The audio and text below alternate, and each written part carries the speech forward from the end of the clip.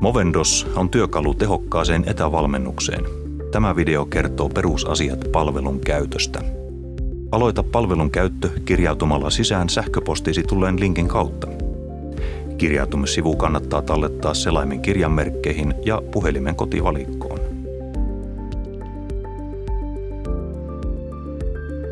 Lisää itsellesi valmentajan profiilikuva kohdassa Profiili. Profiilissa voit säätää myös monia muita asetuksia. Nyt luodaan ensimmäinen asiakas. Mene sivulle Käyttäjähallinta ja paina Lisää uusi käyttäjä. Aseta valmennuksen kesto ja valmentaja.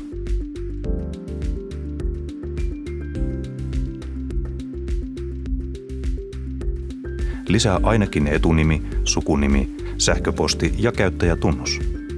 Voit liittää asiakkaan myös valmennusryhmään.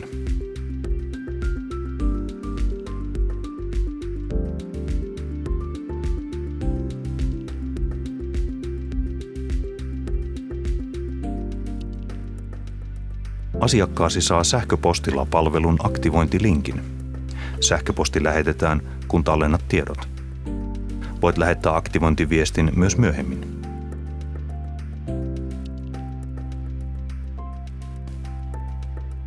Movendos sisältää laajan kirjaston valmennussisältöä ja tehtäviä hyvinvoinnin eri alueille.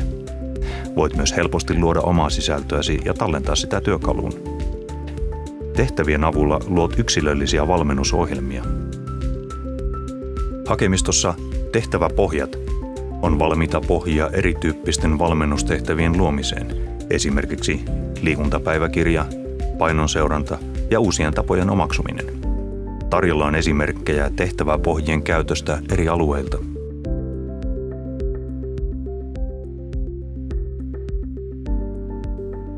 Voit myös tallentaa itse luomiesi tehtäviä. Esimerkkinä tehtäväpohjien käytöstä luodaan nyt uusi valmennustehtävä ja annetaan se valmennettavalle. Valmennustehtävämme on älylaitteet pois makuuhuoneesta. Tavoitteena on luoda uusi tapa, jossa kännykkää ei räplätä ennen nukkumaan menoa. Käytämme siihen esimerkissä tavan muodostuspohjaa. Anna tehtävälle kuvaava nimi ja ohjeet asiakkaalle, mitä tehtävässä tulisi tehdä. Kuvauksen voi lisätä myös kuvan, videon tai liitetiedoston. Valitaan asiakas. Kun asiakas on valittu, annetaan alkamisaika ja päättymisaika. Toista valikosta asetetaan ohje, kuinka usein valmennettavan pitäisi tehdä tehtävää. Valitaan tällä kertaa joka päivä. Tehtävälle voi asettaa myös muistutuksen haluttuina aikoina. Asiakas voi myös itse muutella muistutuksia ja poistaa niitä.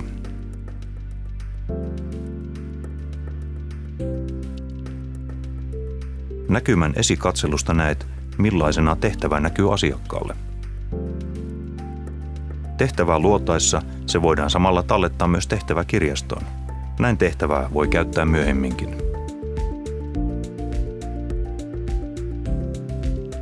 Tallennetaan tehtävä. Tehtävä on nyt mennyt valmennettavalle ja tallentunut kirjastoon. Etusivulla näet yhteenvedon kaikkien valmennettavien tilanteesta.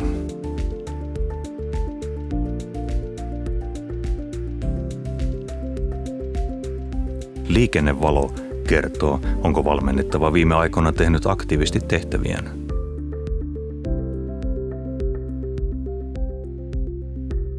Voit järjestää listaa eri tavoin ja näyttää vain osan listasta rajaamalla hakua.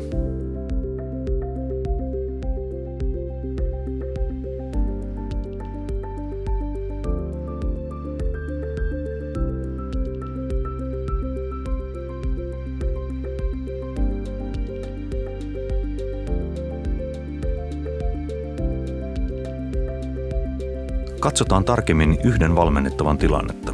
Voit katsoa yhteenvetoa asiakkaan etenemisestä ja aktiivisuudesta tehtävissä ja lähettää viestejä tehtäviin liittyen. Voit myös muokata lennossa tehtävän sisältöä ja muistutuksia.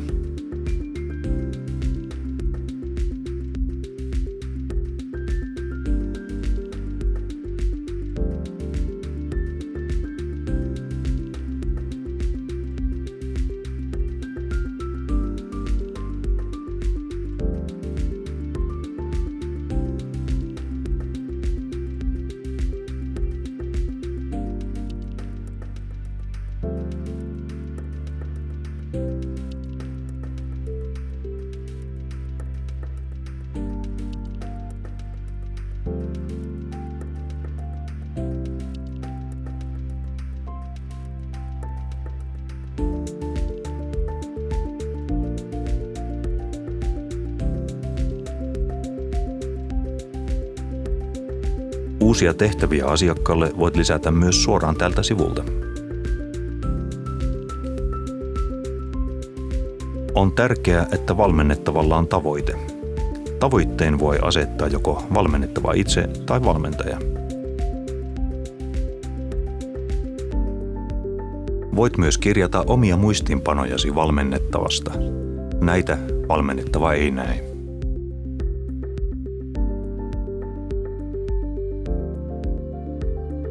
Asiakkaan profiilista voit muuttaa valmennusaikaa, lisätä valmentajia, liittää asiakasta ryhmiin tai poistaa ryhmistä.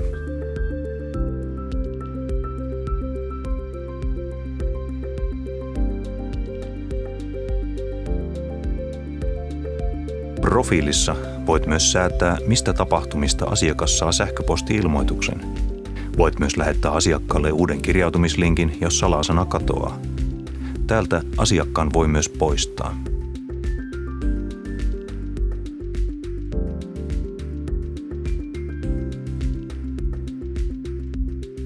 Dokumentit-sivun kautta voit antaa valmennettavalle dokumentteja ja linkkejä.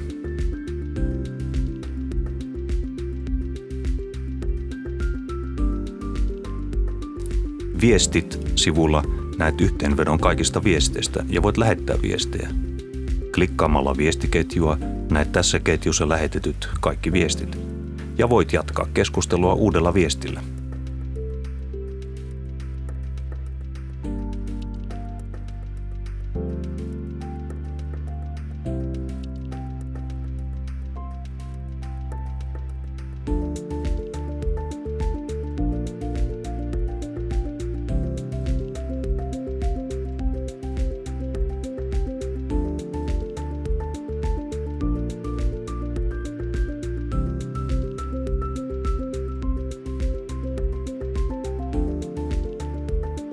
Ryhmät-sivulla voit luoda ja hallita valmennusryhmiä. Luodaan uusi ryhmä ja annetaan ryhmälle nimi. Asetuksista voi säätää, näkevätkö ryhmäläiset toistensa nimet ja voivatko ryhmäläiset lähettää toisilleen viestejä. Lisätään ryhmälle yksi tai useampia valmentajia. Lisätään ryhmän jäseniä.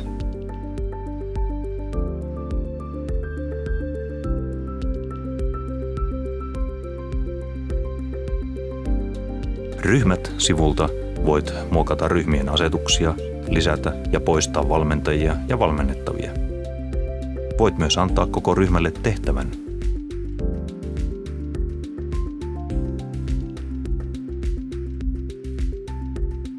Tapaamiset-sivulta voit lähettää valmennettavillesi kokouskutsuja.